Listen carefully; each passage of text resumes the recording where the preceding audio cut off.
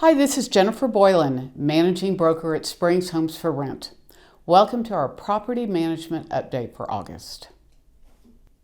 Today I want to dig into some market numbers that tell an interesting story, walk you through a new law that's changing the game for all of us, and share some exciting updates from our team.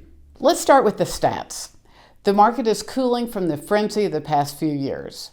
Homes are sitting on the market longer, and it's becoming more common for tenants to try to negotiate the lease rate. That shift makes sense when you look at the longer trend. According to Zillow's Observed Rent Index, typical single-family rents in Colorado Springs have climbed nearly 86% since 2020. But that surge is behind us. Here in 2025, rent growth has eased into a steadier pace of about 3% a year, much closer to what we'd consider normal. That helps explain why tenants now feel like they have a little bit more room to negotiate.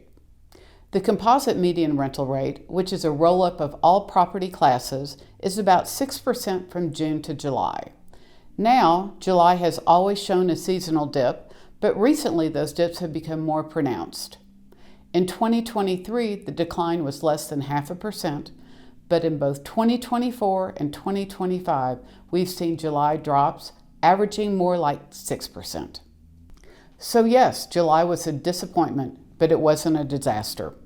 The bigger story is that rents in Colorado Springs are holding at historically high levels, and Zillow's data points to a continued modest growth ahead. That tells us that the market is stabilizing, not weakening.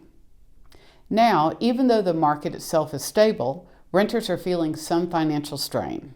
Nationally, we've seen a shift in how tenants manage their payments. Real estate economist at Shandan Commercial reports that late rental payments have jumped from 9% to 12% over the past year. Tenants are not broke, but their timing is off. More people are paying later, which means extra follow-up for property managers. The money is still coming in, just not as smoothly as it was before. What's more concerning is that these delays are becoming more permanent. The usual spring catch-up from tax refunds didn't happen this year, and more tenants are stuck in a cycle of using mid-month paychecks to cover last month's rent. And adding to this national picture, vacancy rates hit 7.1% in the first quarter of 2025, the highest level in nearly 7 years, according to the New York Post. While those challenges are showing up nationally, Colorado Springs continues to tell a stronger story. Our market occupancy rates are projected to reach nearly 94% by the end of the year, which means only about 6% vacancy, below that troubling national average. And it's not just occupancy. Rents have grown faster than the national trend. Since 2020, Colorado Springs is up about 86%, compared to roughly 79% nationally. So while the United States rental market is showing signs of stress, Colorado Springs continues to outperform.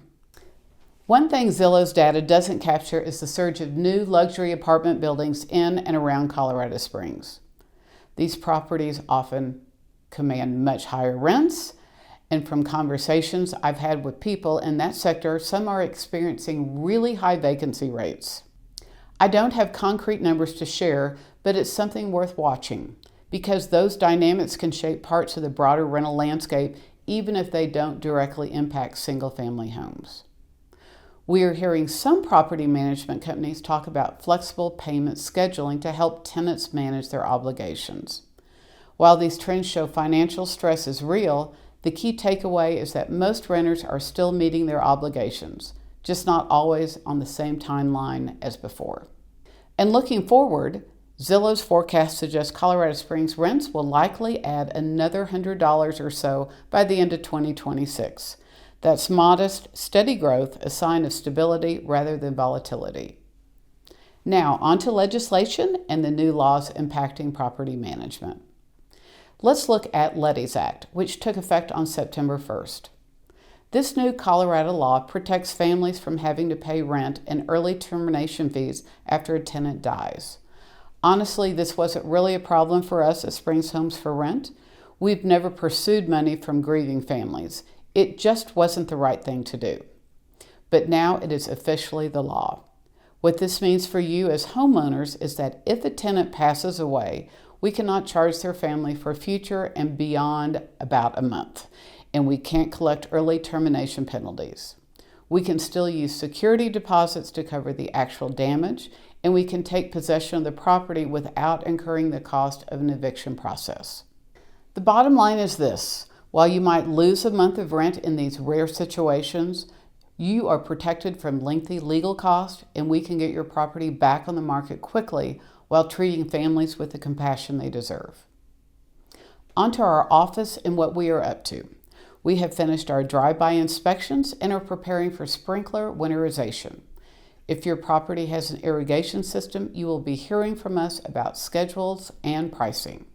And finally, on a more positive note, we are excited to welcome our new team member, Jenna Gonzalez.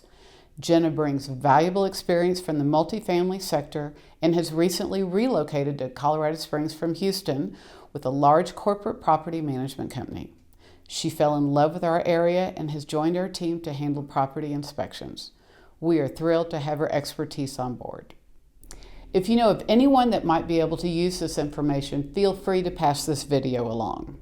Thank you for listening, and we will see you next month.